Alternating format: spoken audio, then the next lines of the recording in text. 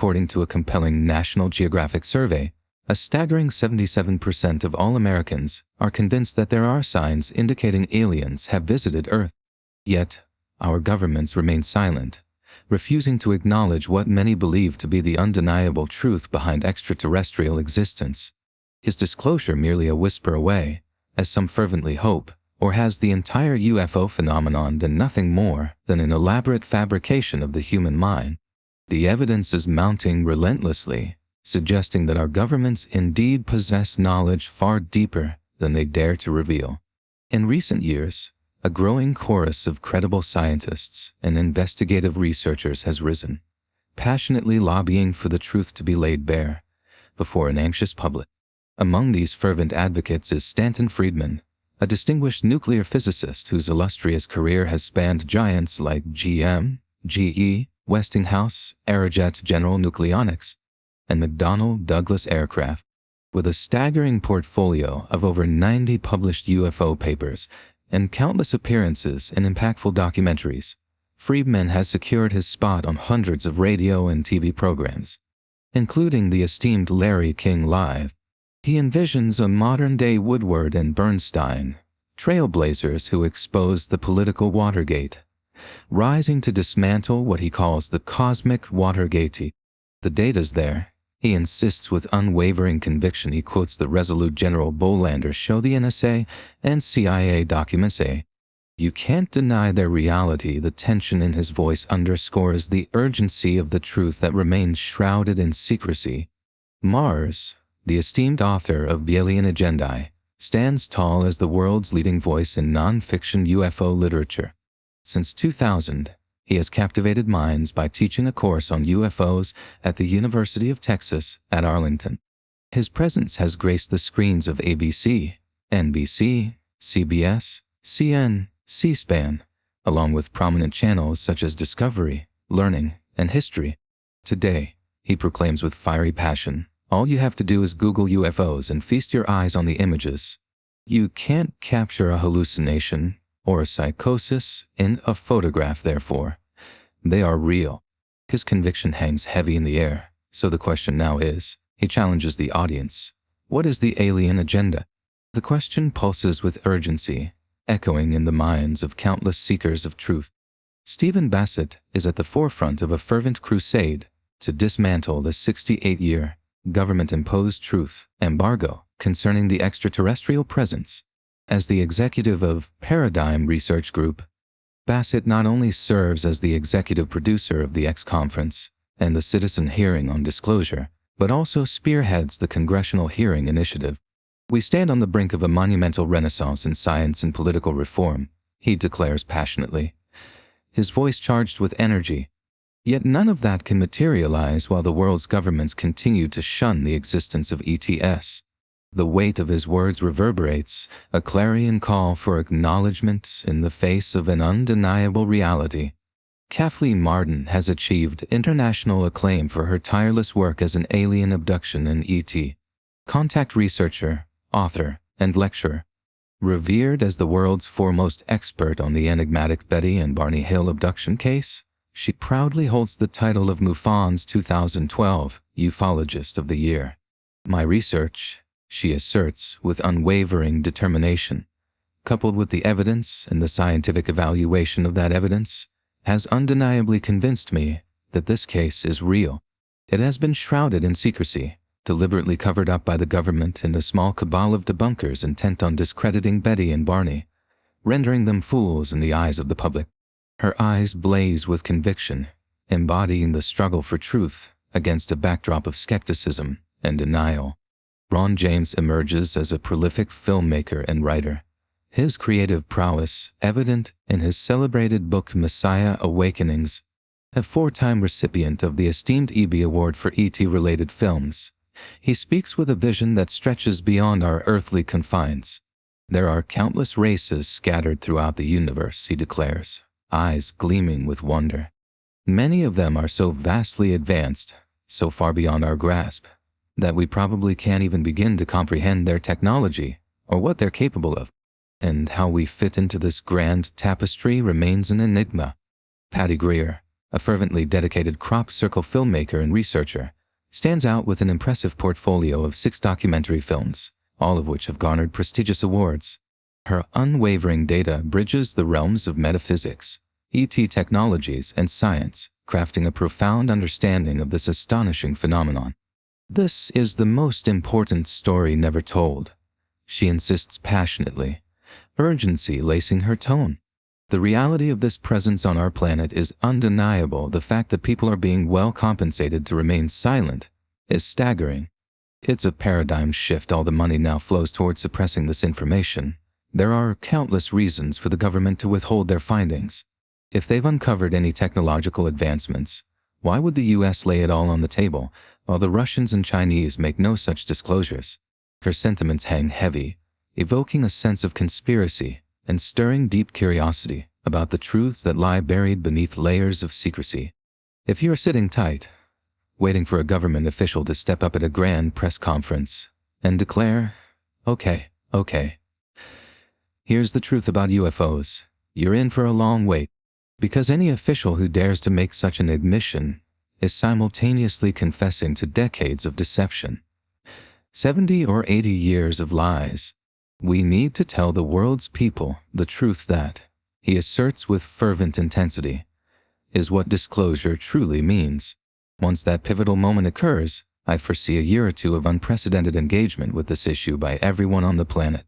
After this intense period of awakening, I believe we will be collectively ready, not merely for disclosure, but for something far more profound. Open contact. I have a gut feeling that open contact will follow in the wake of this revelation, ushering in a new era of human experience. This year, we Earthlings will expend a staggering $1 trillion on military expenditures. $1 trillion, meanwhile, thousands of children succumb every single day to preventable diseases or starvation, their cries muffled by the shadows of our priorities. Nationalism is the only game in town, he laments, the gravity of the situation evident in his voice. There's simply too much at stake. Too much water has flowed under the bridge.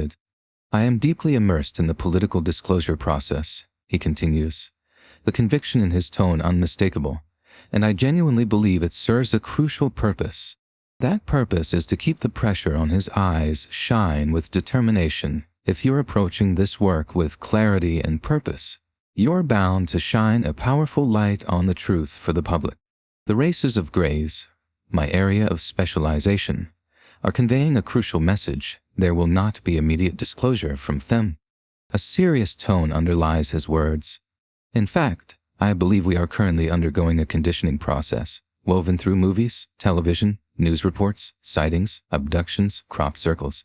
It's everywhere. More and more individuals are beginning to grasp that this is a pressing issue. The weight of his insight lingers, filling the space with urgency. There is a program in development that will enable us to communicate with them, and in turn they will communicate with us, he continues, a flicker of hope igniting his expression. I believe there's a deliberate plan at play. This has happened before, and they have been guiding the process. His voice rises with conviction. They seek self-disclosure. Open contact is destined to follow what I believe is unfolding right now, he asserts with fervor, is a convergence of political pressure melded with various other influences from different sectors, including the media, creating an atmosphere where knowledge is increasingly disseminated. His brow furrows with concern as he continues, there would be a significant discombobulation for the world if this continues. It's possible they may soon lose their patience if we prolong this situation long enough. They might be compelled to initiate a force majeure closure event, where world governments are forced to announce the presence of extraterrestrials to their citizens and disclose vital information, while extraterrestrials themselves might impose their reality upon the people, independent of government intervention. The gravity of his words hangs in the air, an ominous warning that stirs the imagination. I know of no government on this planet that desires its citizens to owe their primary allegiance to anything other than their own individual government, he posits, the weight of cynicism coloring his tone. So, I'm not expecting full disclosure. I don't want to see it either. Instead, I long for the day when a government finally admits, yes, we are being visited. We are convening international conferences to address the psychological, religious, technological, and other ramifications of this reality. Full disclosure, he continues, will come solely from them, and think about it, all they have to do is hover above a city long enough for news crews to capture footage, and then the game is up to you. His voice deepens with conviction over time. Humanity will evolve to the point where we can establish communication. But according to the reports I received, that won't happen immediately. Remember, truth in times of universal deceit is a revolutionary act. Look, the situation as we know it is this. There is an extraterrestrial presence, and it has likely been engaging with us for eons. When you consider that the universe is billions of years old, and Earth itself is approximately 4 billion years old, it becomes nearly impossible to believe that we, bounded by a mere 4.0 years of recorded history, are the pinnacle of intelligent life on this planet. The enormity of his assertions hangs heavy in the air, provoking a mixture of awe and unease. There's an abundance of evidence scattered across our planet indicating that highly advanced civilizations have come and gone, he asserts passionately, the conviction in his voice reverberating. You can look at these ancient structures and see that they are far too perfect to have been constructed with the tools and technology available to us at the time. So that begs the question, what was the other element that granted us the ability to create such magnificent wonders, if it wasn't a form of intervention? UFOs are real, he proclaims, his eyes blazing with intensity, not some figment of fiction or imagination. And I believe that is beyond dispute today. When I was a kid, people dismissed them as mere hallucinations or mass psychosis. But of course, in our modern age, all you need to do is Google UFOs and peruse the images, because you cannot photograph a hallucination.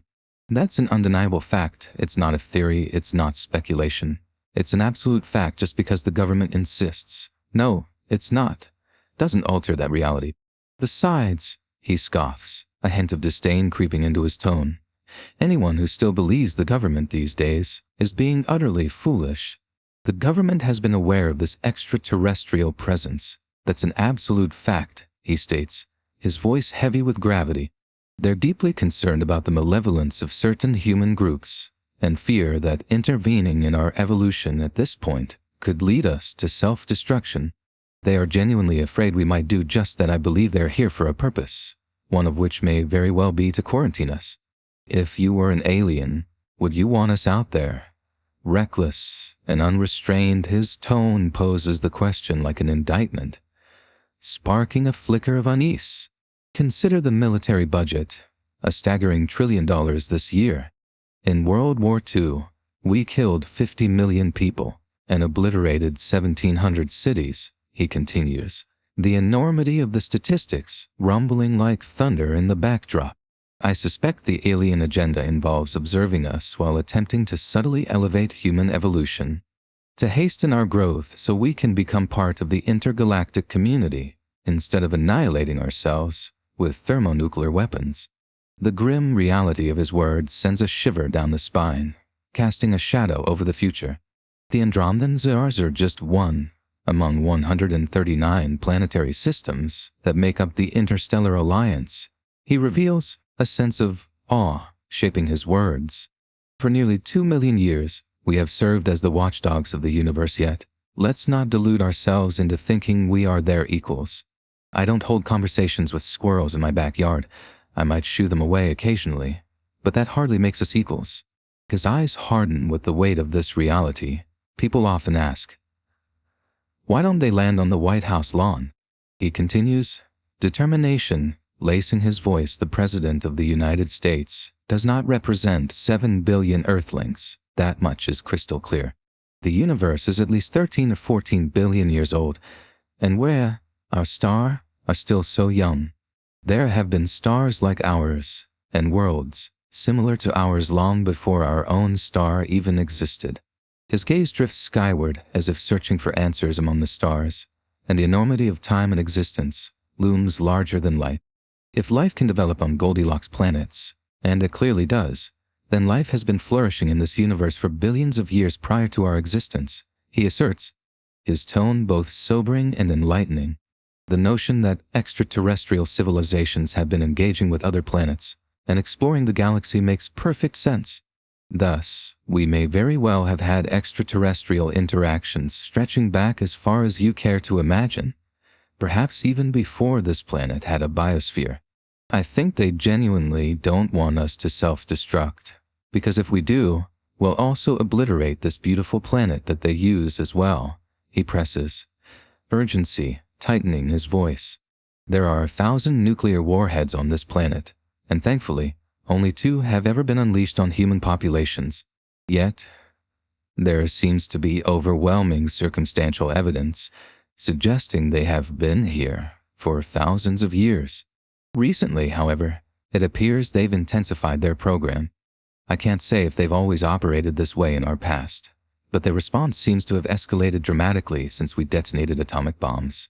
They have conveyed that they are incredibly concerned about our behavior.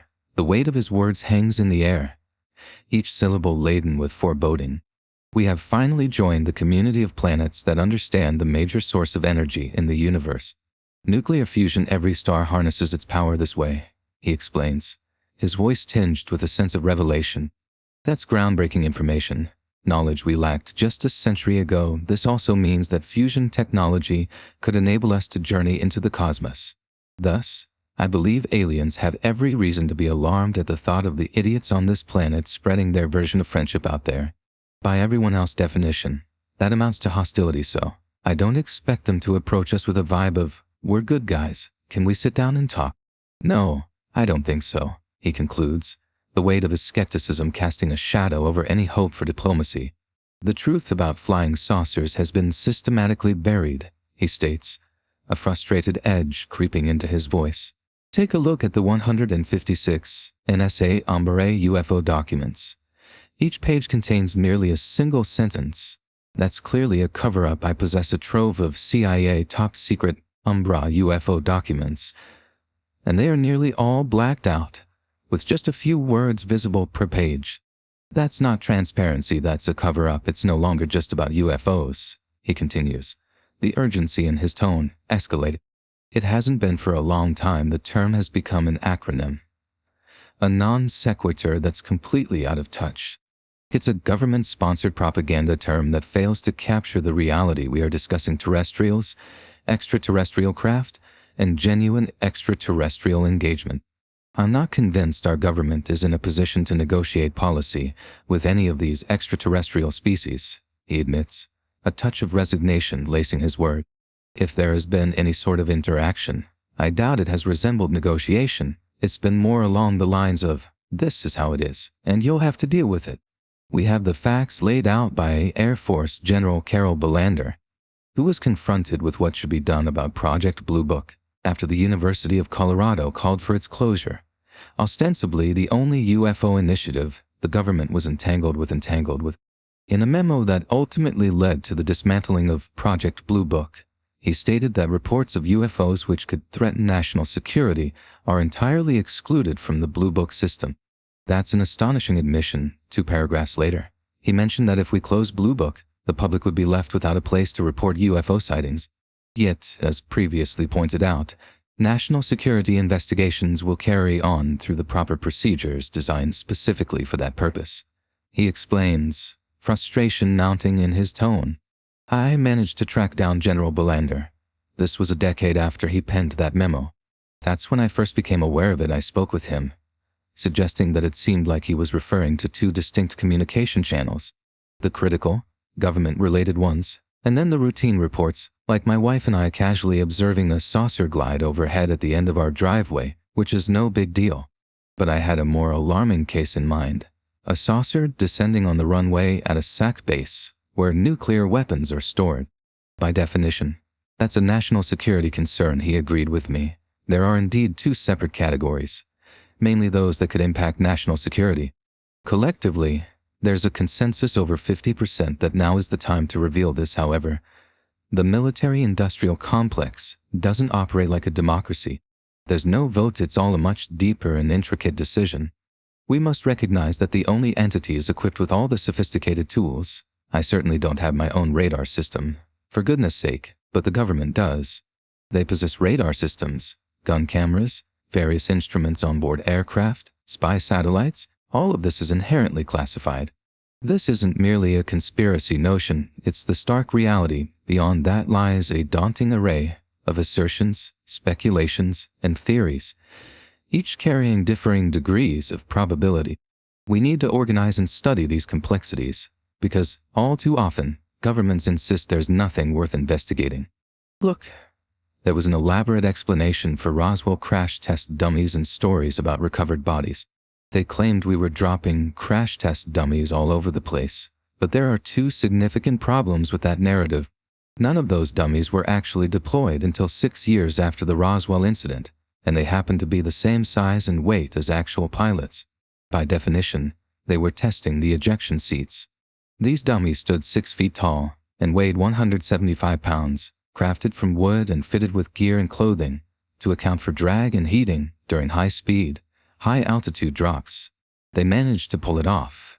It was good enough for the New York Times. They bought it. The real issue lies in the press's failure to perform its duty.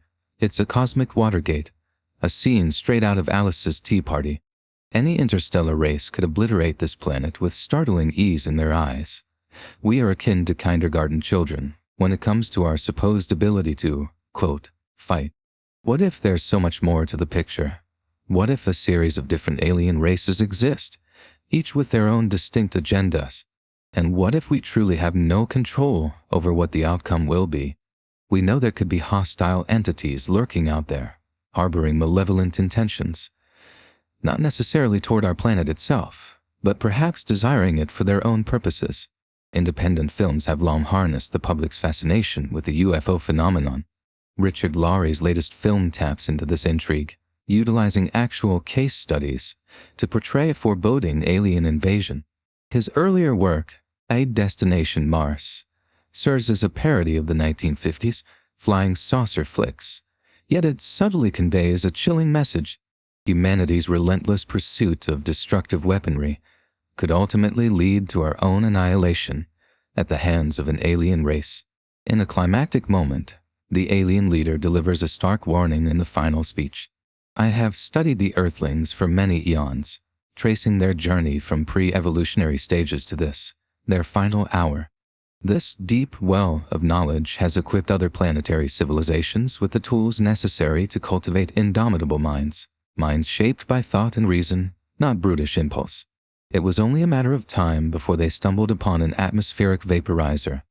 Earthlings have yet to grasp the extent of our power to manipulate their world. From floods to fires, from earthquakes to solar eclipses. The elderly subject of Lowry's documentary, Gwanda Wixboro Incident, raises an ominous alarm, insisting that aliens have been coexisting with us for decades. He recounts how the small town in Texas, where he and his comrades engineered a device capable of distinguishing humans from extraterrestrials, was wiped off the map. I believe the government had to cover up the town's existence, had to bury the truth behind those deaths. So, they came in and bulldozed it away, flattened that sucker right out. Documentarians ventured to Texas, tracking down the man's clandestine underground workstation, suddenly finding themselves pursued by ominous men in black. The tension crescendos as the subject's on-screen assassination unfolds, a chilling sniper's shot echoing through the scene. The primary factor that would shield us from the outlier, the rogue element, would be forming alliances with those entities and civilizations that have no intention of letting that happen. This may very well be why this process is unfolding right now. What protects a smaller nation in today's world from being invaded by larger powers? Alliances with more formidable nations that oppose such aggression. I firmly believe they are here, somewhere among us. They're scouts. I don't think they plan to invade America or the world just yet. They are surveying us, but one day, when they finally do arrive, it will be in droves. Millions will come, and they will seize control. Whatever your reasoning for coming here may be, understand this: we have no intention nor interest in ensuring your survival. So I'm dead either way. Right, correct, no one will be spared. Why? Because Earth's position in the solar system endows them with a strategic and tactical advantage. Robert, the human role in the universe is ultimately inconsequential. That may be so, but we still have a right to exist.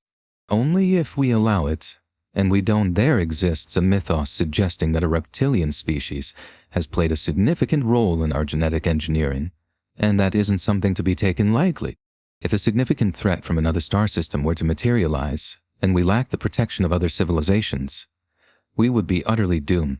The government disseminated this kind of information early on to dissuade people from engaging with the issue, implying that, sure, it might be true, but everyone would lose their minds. So it's best to just ignore it. It's all bullshit. Propaganda designed to keep us in the dark propaganda. That's what we could have managed. The ET announcement in 1947, we had just endured a world war, with 40 million lives lost and millions of men stationed overseas. We made unimaginable sacrifices, so are we really going to unravel because we find out extraterrestrials exist in 1947? I don't think so, you know. Many people hold varying opinions as to why the government refuses to disclose the truth. Several reasons resonate with me, though, and again, this is just my personal take. I believe the foremost reason is that, despite our claims of being ready as a society, deep down, I don't think we truly are. You see, the truth doesn't create panic, it's the lies and falsehoods that incite chaos. That's another red herring used to justify keeping the public in the dark about this issue. When Orson Welles aired his War of the Worlds radio show, it unleashed a wave of chaos and fear across the nation. It has been theorized that this is one reason the government decided against revealing the truth. It could lead to widespread panic and ultimately an entire meltdown. We could have staged a radio show with a scripted disclaimer stating, No, this is just a script, right? But unfortunately, we failed to communicate effectively, and not enough people heard it. The broadcast centered around a major virus outbreak in California, and suddenly hundreds of thousands were falling ill, igniting a massive panic. Does that mean the American people can't handle the concept of a pandemic flu? No. That was a radio show that people believed to be real, even though it wasn't. In other words, it wasn't the truth, it was simply false. I don't think anyone would panic. Believe it or not. They panicked back then, but they become accustomed to the UFO syndrome, if you will. If extraterrestrials landed on this planet today, we would likely try to extend our hand in friendship. You know what I mean? I genuinely believe that's how it would unfold. I really don't think anyone would panic. The Phoenix Lights, the Stephenville flyover, these are all forms of conditioning. It's reminiscent of the approach taken with a Stone Age tribe discovered in the Amazon basin. Instead of barging in with clothing and Bibles, declaring, "Hey, vote for me," they cordoned off the area, essentially quarantining it. Not to keep the tribe in, but to keep outsiders out. A team of anthropologists gradually allowed themselves to be seen, first on the hillside, then across the clearing, slowly acclimating the tribe to their presence, reassuring them that they meant no harm. Eventually, contact was made. And this mirrors the very conditioning process we are undergoing right now. Well, it wasn't completely ignored. It made headlines several months after the event. What they did was lie. A classic bait and switch. They altered the timeline and began talking about military planes dropping flares. It was in the wrong part of the sky, as you mentioned. Many witnesses attest to that, and it was at the wrong time. Yet, they got away with it because the press isn't doing its job, and you know something. Religion has endured for thousands upon thousands of years. It's remarkably resilient, and I doubt there's anything the extraterrestrials could show us that would significantly diminish religious observance on this planet. It's time for us to expand our thinking, to broaden our understanding. There are patents for tunnel digging equipment that were developed years ago, featuring giant tunnel boring machines capable of drilling through anything for vast distances in surprisingly short periods. These patents were filed, yet the machines supposedly never made it into production. However, we know they likely exist. These underground secret bases, commonly referred to as DUMBs, or deep underground military bases. Yes, they're out there. I've seen the specs and the images of the colossal boring machines designed to slice through heavy rock, creating a tunnel large enough for an 18-wheeler to drive through within minutes. So, yes, these bases absolutely exist now. What exactly they'll be used for, and whether they'll ever be utilized, that's another question altogether. Corso was only touching the surface of a much larger truth. The number of craft that have been in the hands of the U.S. government for decades is staggering. They've been studied with billions of dollars, primarily in underground facilities dedicated to reverse engineering, achieving, well, advanced weapons and other projects. I visited a place called Nordhausen, a sprawling underground base where remnants of U-2 engines lingered, presumably left untouched by the Russians, who had merely tossed in some rocks. There you could clearly see the advanced technology from Peenemünde and the V2, V3, and V4 rockets. The speed of technological advancement during that era was astonishing. I can't help but wonder if there might have been assistance from beings not of our world. There's been considerable chatter about potential mixed human-alien partnerships operating in some of these underground bases, like the one reportedly located at Dulce, New Mexico.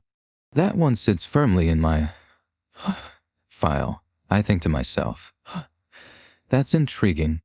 I've heard enough to suggest there might be something to all of it, yet I haven't encountered solid evidence that allows me to definitively assert, yes, that exists and is happening.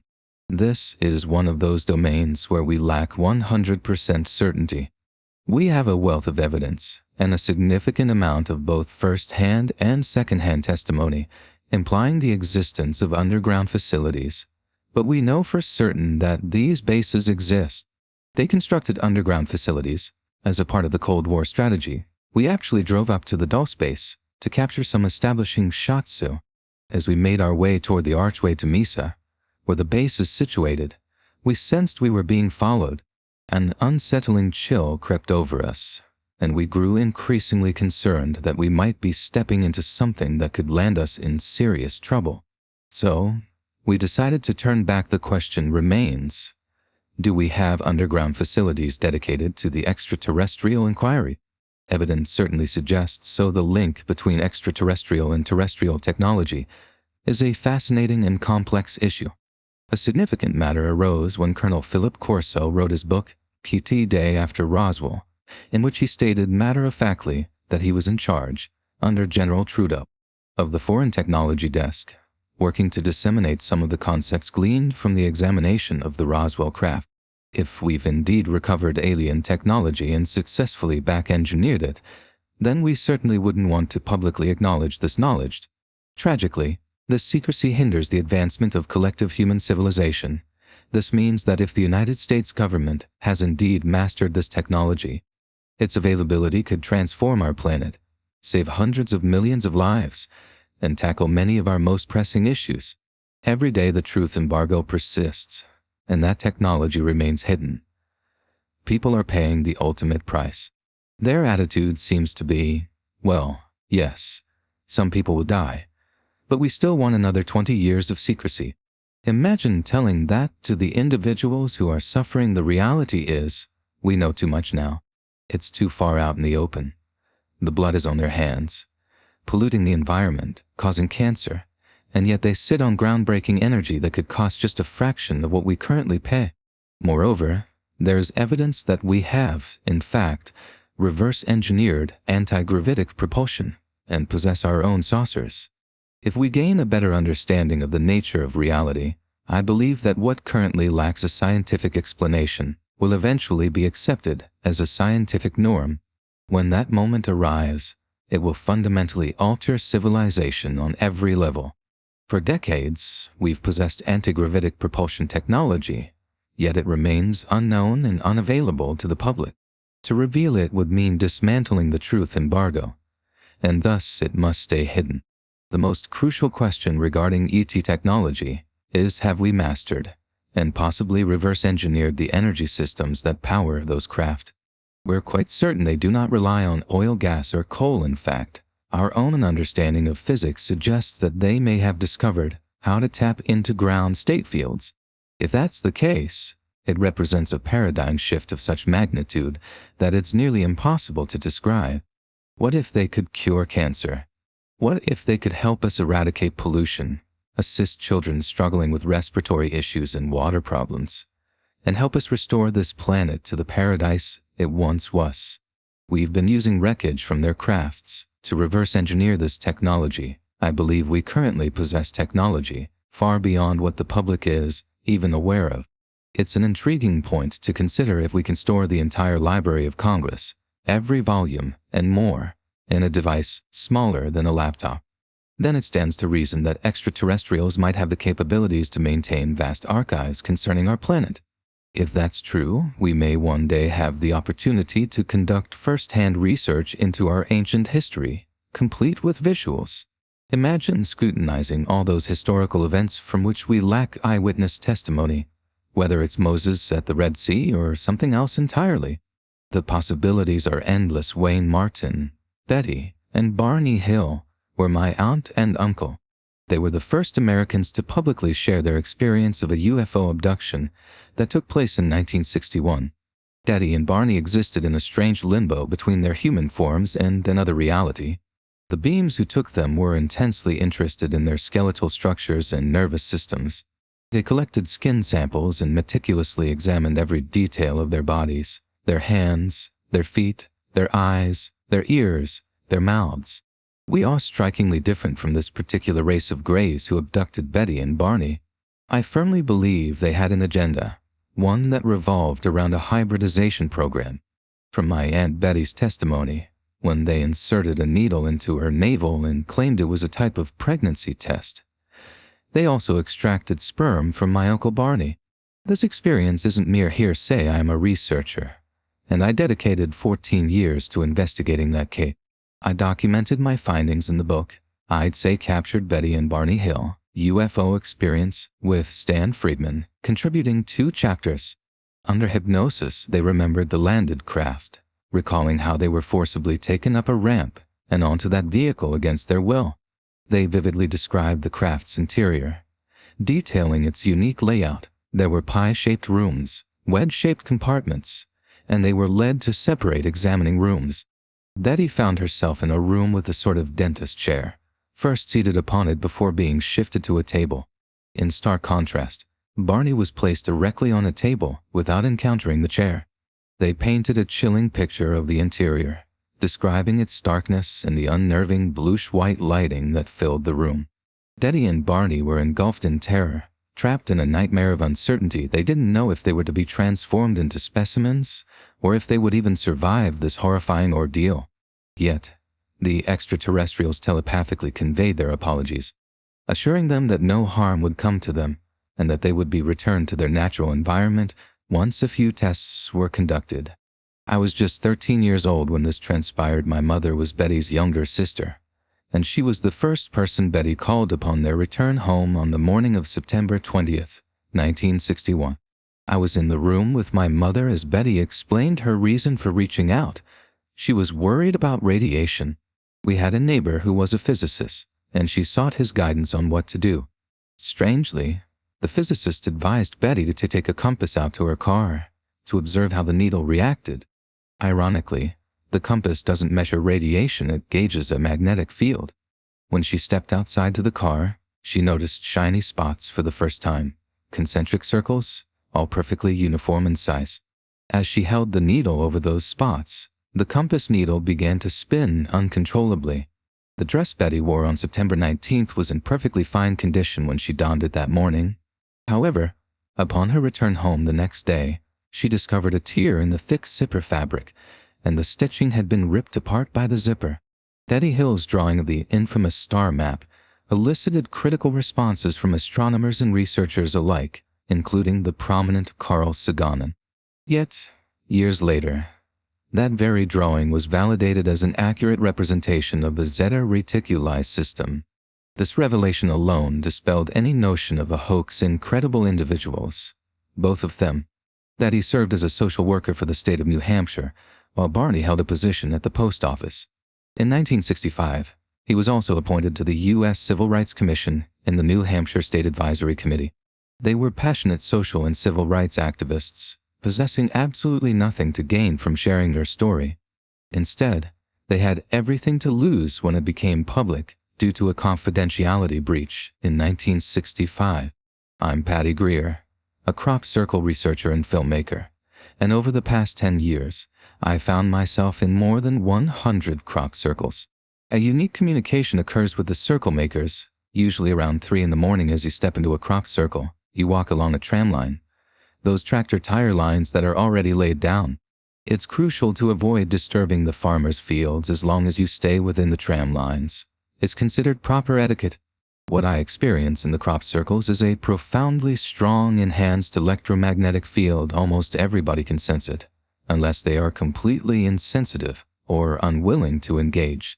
The fascinating thing is that as you approach, about 10 to 20 feet away, your hair starts to stand on end, signaling that you're close. Once you step into a crop circle and feel your entire body ignite with energy from head to toe, there's no room for doubt. It's akin to someone claiming they didn't witness a spaceship when, in fact, they did. So when people express skepticism to me, I simply respond, well, there you go. That's really a T. There was one scientist who dared to go public. His name is William Levengood. He's incredibly famous and even holds a spot in the Guinness Book of World Records for having authored more scientific papers published in journals than anyone else on the planet. He's the man who proved that not only are crop circles real, but they emerge from the Earth itself. What Levengood discovered is astounding. Plasma balls of light appear and vanish in mere seconds, energized by spinning, counter-rotating vortices. The science behind it is remarkably clear, and when we realize that these phenomena actually originate from beneath the ground, everything clicks into place. Why would Mother Earth be complaining? Well, we're fracking her, draining her lifeblood, and then fracking her some more, dumping toxins and poisoning everything. For 200 years, she's been sending us these urgent messages, and yet humanity continues to spiral downwards. Many of the most significant messages are encoded in binary. They craft codes designed to be deciphered by mathematicians or computers. Some of the most critical binary codes reference pivotal moments in history, such as the alien face and the disc. Notably, this occurred around the time of 9/11. The message read, "Beware the bearers of false gifts and their broken promises. Pain, but still time. Believe there is good out there. We oppose deception." Conduit closing. Crop circles are messages crafted for us from the depths of the earth, sent by our extraterrestrial brothers and sisters. They are not only real, but the seeds found within these formations can yield up to 400% more food, along with 75% more nutritional value per seed. It's no wonder there's a concerted effort to suppress this information. When corporations like Monsanto effectively own the government, they have no desire to see healthy food production multiply by such astounding percentages. In the past year or two, the military has tightened its grip on farmers, instructing them not only to prevent public access, but to mow down the crop circles within the first couple of days after they appear. We consistently fly over the sites, capturing photos, but the next day, it's as if the fields had been obliterated. So when we witness farmers destroying the fields, it's fascinating how often the circle makers respond by creating an entirely new pattern in the same field the very next day. I've been relentlessly hacked for 4 years. My phone, my computer, everything I do has become unbelievably challenging. Yet, my answer remains the same. I feel sorry for those attempting to stop me, because I'm not backing down. These formations actually emerge from the earth in pairs, spinning in opposite directions, one clockwise and the other counterclockwise. William Levengood proved this phenomenon as they rise, spinning. They already know what they need from humanity. These entities harness plasma energy and specific frequencies that must align with what Mother Earth has sent forth. When those 3 frequencies converge, interestingly, some are not extraterrestrial at all. They're simply Earth and US. Some of these formations are influenced by humans meditating, leading to the appearance of the circle the very next day. I feature 3 of those instances in my films. They transform into these stunning, radiant orange balls of light, phenomena that all of us who partake in night watches have witnessed, and they communicate. 2 plasma spheres interact, and with a resounding burst, that entire field is flattened in seconds. The issue we face now is that many of the prominent crop circle researchers remain mired in outdated data from the 1980s and 90s. They fail to acknowledge the groundbreaking work of William Levengood, even when they are aware of it, instead choosing to disparage him. It's a sorrowful chapter in our history, when funding supports misinformation, Rather than truth, the difference here is that I'm not anyone special. But the fact that I work alongside the circle makers and find these creations to be so incredibly real and beautiful fills me with unending excitement. Extraordinary things keep happening. I find myself in spontaneous communication without even asking for it. It's as if they simply choose to show up. The fundamental conclusion is that an extraterrestrial presence exists, and we must acknowledge it as soon as possible. Once we do, you'll be astounded by how swiftly everything begins to fall into place and resolve itself. My conclusion is that we are just an inch away from disclosure. I don't believe they can hold it back any longer. It's not merely about urging the government to reveal the truth, it's about moving forward and leaving them behind. There's considerable evidence suggesting that advanced civilizations, and possibly non-human entities, have inhabited this planet in the past. Some seem to be astronauts arriving from other worlds, equipped with technology so advanced that it appears magical to us. My book from the 1990s, The Alien Agenda, began with the assertion that UFOs are real, far from being fictional or imaginary. I believe this is indisputable. At this point, we need to bring this out into the open, regardless of what our government may think.